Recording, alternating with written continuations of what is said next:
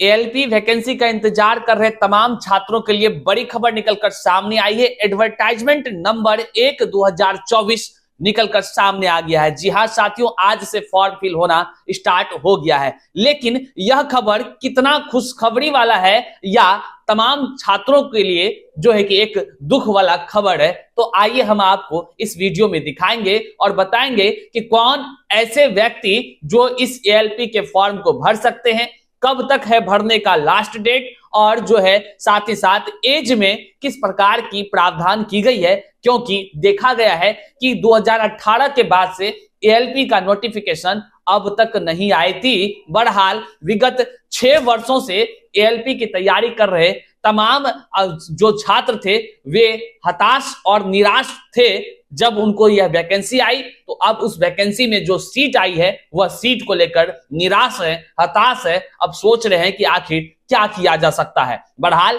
जिस प्रकार का यह नोटिफिकेशन है, इस नोटिफिकेशन के तहत जो फॉर्म अप्लाई होनी स्टार्ट हुई है, वो तमाम चीजों को आज की इस वीडियो में हम आपको बताएंगे और बताएंगे कि क्या कुछ किया जा सकता है जिससे रिक्ति जो है बढ़ने की संभावना है भी या नहीं भी। तो वीडियो को अंत तक देखिएगा। उससे पहले नमस्कार, मैं हूं हरे कृष्ण प्रकाश, आप देख रहे हैं साहित्य आजकल। साहित्य आजकल वो तमाम चीजों को आपको दिखाती है जो आपके लिए है बेहद ही आवश्यक, और जॉब से रिलेटेड हर अपडेट्स पाने के लिए हमारे इस चैनल पर नए हैं तो एक बार सब्सक्राइब जरूर कर लीजिए, अपने साथियों तक साझा अवश्य कर दीजिए। तो चलिए देखते हैं एएलपी के विज्ञापन में क्या कुछ है। साथियों, government of India ministry of railway के तरफ से जो एएलपी की बहाली के लिए ये जो वैकेंसी आई हुई है, सबसे पहले आपको बता दें कि यह जो वैकेंसी आई है, इस वैकेंसी का जो रिक्ति है, इस रिक्ति कितनी है 5,696 मात्र सीट है एएलपी की, वह भी पूरे भारत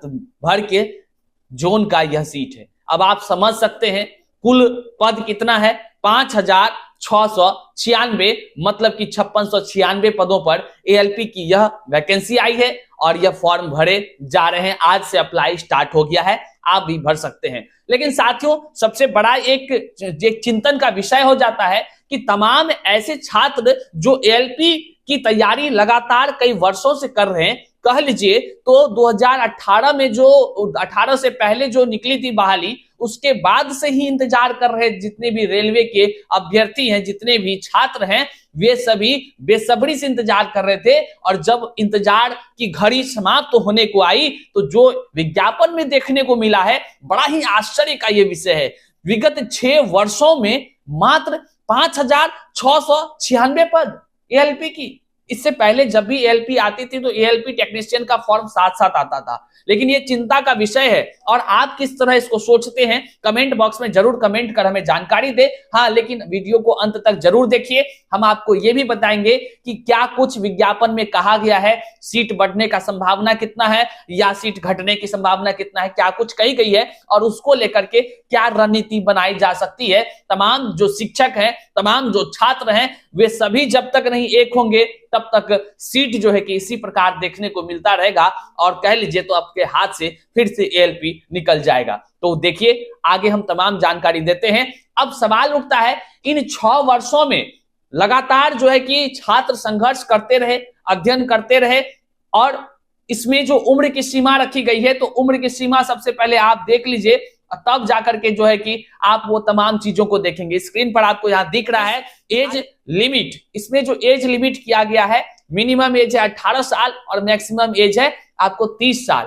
अब सोचिए, जो भाई जो व्यक्ति का उम्र होगा 2019 या 20 में, मान लीजिए कि 28 साल, अब तो वो आदमी का तो खत्म हो गया। तो ये सब सरकार की, और कह लीजिए तो ये रेलवे का जो किस प्रकार का ये है, अब सोचने वाला विषय है। और आप क्या सोचते हैं कमेंट में जरूर बताइए। सवाल उठता है कि आखिर एएलपी का फॉर्म कौन भर सकते हैं। जी हाँ साथी, मैट्रिक होने के साथ साथ आईटीआई होना चाहिए उनका, साथ ही साथ अप्रेंटिस अगर वो किए हैं तो वो बहुत अच्छा है, और या तो वो डिप्लोमा अगर किए हैं मैकेनिकल में या इलेक्ट्रिकल में, इलेक्ट्रॉनिक्स में या ऑटोमोबाइल इंजीनियरिंग में, तो वे व्यक्ति भर सकते हैं इस फॉर्म को। अब एएलपी जो इससे पहले कई हजारों की संख्या में आई थी और इस बार 6 साल के बाद जब आ रही है तो मात्र 5,696 पद है साथियों। अब ये आप देख सकेंगे यहाँ पर स्क्रीन पर, आप देखिए कि किस लेवल का इसका पे स्केल होगा। तो लेवल 2 का ये जॉब है और टोटल पद तो हम आपको बता ही रहे हैं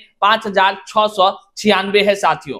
सवाल उठता है कि आरआरबी एएलपी का फॉर्म आखिर कब से और कब तक इसका तिथि जारी किया गया है। तो विज्ञापन के अकॉर्डिंग दोस्तों यह जो है 20 जनवरी मतलब कि आज से जारी हो चुका है और आज से व्यक्ति फॉर्म भर सकते हैं और साथ ही साथ इसका अंतिम तिथि जो सुनिश्चित किया गया है वह 19 फरवरी 2024 रखा गया है। मतलब साफ है 20 जनवरी से 19 फरवरी 2024 तक आप एएलपी का फॉर्म आसानी से भर सकते हैं। अब आपको हमने बताया कि उम्र की सीमा जो रखी गई है 18 से 30 तक ही रखी गई है।